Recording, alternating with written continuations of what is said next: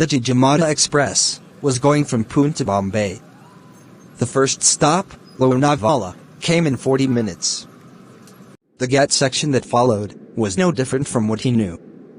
The train stopped at Karjat and then went on. Meanwhile, the racing mind of Gaitonde had planned an action. After reaching Bombay, I will go to a big library and search through history books. Because it is the surest way of finding out how the present conditions of India were reached. Then, I will return to Pune and have a long talk with Rajendra Deshpande, who will help me understand what had happened. The train stopped beyond a long tunnel. It was a small station called Sirhud. An Anglo-Indian in uniform. Anglo-Indian means related to Britain and India. An Anglo-Indian went through the train for checking permits. This is where the British Raj begins. You are going for the first time, I think? Yes. And Khan Sahib, how will you go to Peshawar? This train goes to the Victoria terminus. There, I will take Frontier Mail tonight. How far does it go? By what route? Bombay to Delhi, then to Lahore, and then Peshawar. A long journey. I'll reach Peshawar the day after tomorrow. Then, Khan Sahib talked a lot about his business, and Professor Gaitonde was a willing listener. Because, in that way, he could know about this part of India, which is very different. The train now passed through suburban rail traffic. The blue carriages of other trains carried letters, GBMR. GBMR stands for Greater Bombay Metropolitan Railway. And see the Union Jack, painted on each carriage. A gentle reminder that we are in British territory. The train stopped at its destination, Victoria Terminus. The station was neat and clean. The staff was mostly made up of Anglo-Indians, Parsis, and some British officers.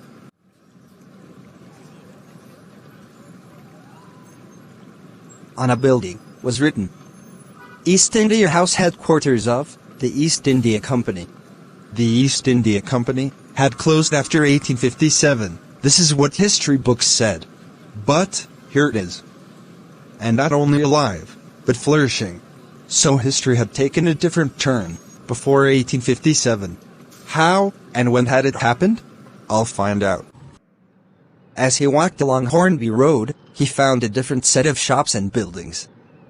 There was no handloom house building. Instead, there were boots and departmental stores, offices of British banks like Lloyds, Barclays. The shops were same as there are in a street in England. He turned right along the home street and entered Forbes building. I wished to meet Mr. Vinay Gaitonde, my son. She searched through the telephone list and the staff list, and then through the directory of all employees of all the branches of the firm. I am afraid I can't find anyone of the name, either here, or in any of our branches. Are you sure he works here? This was a blow. But, Professor Gaitonde had expected such surprises. If he himself were dead in this world, how can his son be alive? I never worry about where I will stay. My main concern is to make my way to the library of the Asiatic Society. I want to solve the riddle. Why is India looking different from what I knew? He wants to know why he is seeing a different India. Means, what he, and we all know, is that East India Company had closed before 1857. But, he finds the company's headquarters still standing and working. He also sees a different set of shops on the street, as if the British Raj is still there. He grabbed a lunch at a restaurant. To solve this riddle, he went to the town hall, where the library was. He entered the reading room, and asked for some history books, including his own. As a historian, he had also written many books. His written 5 volumes arrived on the table. Volume 1 took the history, up to the period of Ashoka. Volume 2, up to Samundragupta. Volume 3, up to Muhammad Ghori, and Volume 4, up to death of Aurangzeb. Gaitonde found that the history up to 4th volume was same as what he knew. So the twist had occurred in the 5th volume. Reading Volume 5, Kankadarpan finally found the page which showed when history had taken a different turn. That page described the Battle of Panipat.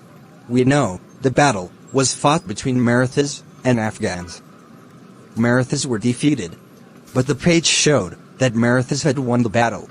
Maratha army was led by Sadashiv Rao and his nephew, Vishwas Rao.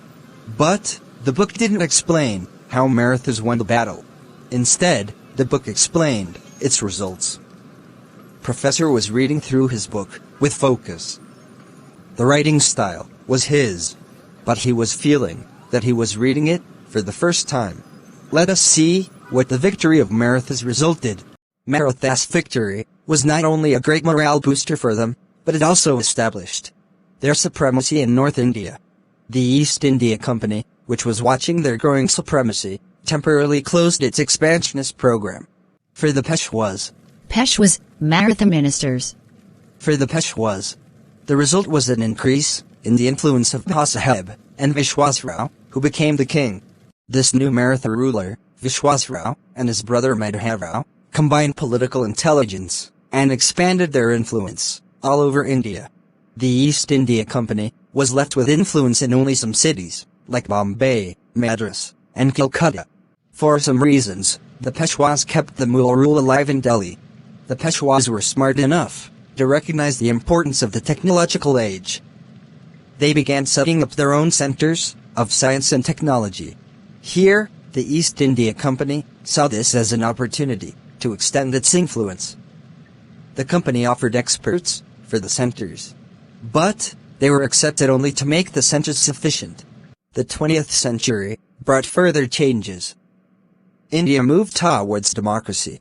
By then, the Peshwas lost their influence, as they were replaced by elected bodies. But the Mughal Sultanate of Delhi survived this change, because it had no influence. The Shahanshah of Delhi was just a person to rubber stamp the orders made by the parliament. As he read on, Professor began to appreciate the India he had seen. It was a country that had not been subjected to slavery for the Britishers. It had learned to stand on its feet and knew what self-respect was. For some reasons, it had allowed the British to retain Bombay as the outpost of the country. That deal was to expire in 2001, according to a treaty of 1908. But my investigations are not complete. The page of my book only told that Marathas won, and the results of their victory. But how did Marathas win the battle? Because what I knew is that Afghans had won. So I must look into the articles, which explained the battle. He searched books and articles, and he found a book that gave the clue. Sahib Banshi Bakar. Although I hardly rely on Bakars, but they are entertaining to read. In these, I can spot the germ of truth. He found a germ of truth in some lines. And then, Vishwas Rao guided his horse to the melee, where the elite troops were fighting, and he attacked them. And God was merciful. A shot brushed past his ear. Even the difference of a sesame would have led to his death. Vishwas Rao took his horse near Afghans and attacked them. A bullet shot brushed just a centimeters near his ear. Even if the bullet was shot a bit on the target, he would die. Means he was saved, and thus they won the battle. At 8 o'clock. Sir, the library is closing. Gangadharpan emerged from his thoughts and found that he was the only reader left. I beg your pardon, sir. May I request to keep these books here for my use tomorrow morning? By the way, when do you open? At 8 o'clock, sir. As Gaitonde left the table, he put his notes in the right pocket. Absent-mindedly, he also shoved the Bakar in his left pocket. He found a guest house to stay and had a meal. Then, he came out for a stroll towards the Azad Maidan. In the Maidan, he found a throng. Throng means crowd of people moving towards a pandal. So, a lecture was to take place. Gangadharpan liked such meetings because he, as a historian, had presided 999 meetings. He went towards the pandal. The lecture was in progress. He was staring at the stage, as if mesmerized. The presidential chair was unoccupied. The presidential chair unoccupied. The sight stirred him deeply. There was no person who was presiding the meeting. Only a speaker was standing, speaking. Gaitonde wanted to speak, his 1000th lecture. Like a piece of iron attracted to a magnet, he moved towards the chair. Vacate the chair. Away from the platform, Mr. Gaitonde thought. What nonsense. Who ever heard of a public lecture without a presiding dignitary? Ladies and gentlemen, an unchaired lecture is like Shakespeare's Hamlet without the Prince of Denmark.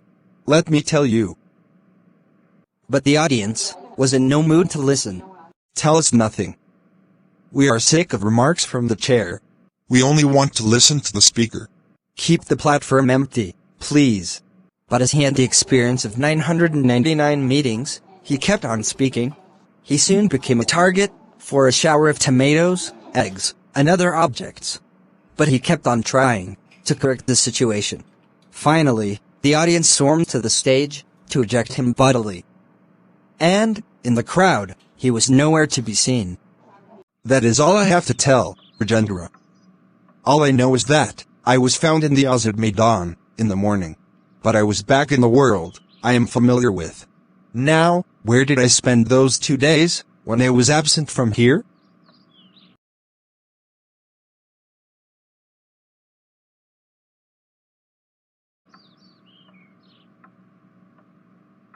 Professor, just before your collision with the truck, what were you doing? I was thinking of the catastrophe theory and its implications on history. Oh.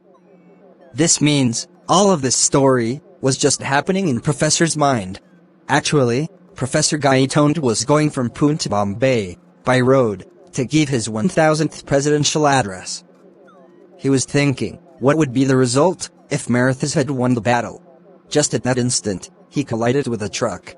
Do you think that the collision resulted his brain to dream in the situation, as if Marathas had won? Rajendra also thought the same. Catastrophe theory is a theory which studies the result of something because of sudden shifts in behavior. For example, in his dream, Gaitonde sees that Vishwasrao was saved from the bullet. This gave positive effect to the Maratha army, and thus they won. Remember, it just happened in Gaitonde's mind that Marathas had won. All the story is false. Therefore, what we know is that the professor was going to Bombay. When he was thinking of catastrophe theory and its implications on battle, he collided, and thus he dreamt as if he is going Bombay through train, and that India would be there if Marathas had won. But was he really dreaming? I was thinking of the catastrophe theory and its implications for history. Right, I thought so. Don't smile smugly. If you think that it was just my mind playing and imagination running, then look at this. He took out a page from his left pocket. As Rajendra read the text, a grave expression came on his face. When I was coming out of the library, I shoved the Bakar in my pocket, by mistake. I think, in Azad Maidan, when people pushed me out, perhaps the Bakar was lost. Only this torn-off page remained. And luckily, it contains the evidence. He had put Bakar in his pocket, in his dream, that is what we thought. But if that was a dream, how can he bring the page to real world? And that was the page that showed how Vishwasrao was saved, and Marathas had won. Then, Gaitonde took the real Basahi Banshi Bakar, and showed a page that showed. And then, Vishwasrao guided his horse to the melee, where the elite troops were fighting, and he attacked them. And God expressed his displeasure. He was hit by the bullet. Did you notice? The page that he brought from his dream told that God was merciful, and he was saved from the bullet, and thus Marathas won. But the page of real world told that he was hit by the bullet, and Marathas lose the battle. Professor Gaitonde, you have given me food for thought. If I didn't see this evidence, I would simply consider your experience as a fantasy. But facts can be stranger than fantasies. Facts? What are the facts? Rajendra, after thinking enough, said, "Professor, I will try to explain your experience on the basis of two scientific theories. You have passed a fantastic experience, or more accurately, a catastrophic experience. Please continue, Rajendra. First, let's apply catastrophe theory to the battle. Wars fought on open grounds offer excellent examples of this theory. The Maratha army was facing Afghan army, which was led by Abdali. Both the armies were of similar power. So, the result depended a lot on morale, that is, courage of the troops.